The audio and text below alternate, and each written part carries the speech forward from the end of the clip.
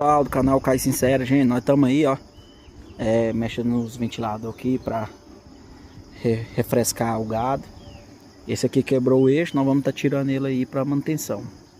Foi mecânico, mas o eletricista tem que vir desligar os cabos e soltar o motor. É isso aí, tamo junto, é nóis. Ó, que é o estilo raiz, né? Já tiramos o motor. O trequinho tá aqui, ó lá, torou o eixo, ó. Torou. Já era. Agora a gente vai pôr uma proteção aqui e ver por que tá vazando. Aí já vai atuar os mecânicos, eu só faço a desmontagem. Mas quem quiser ver rodando depois, segue mais para a parte 2, beleza? Valeu! Bom, hein?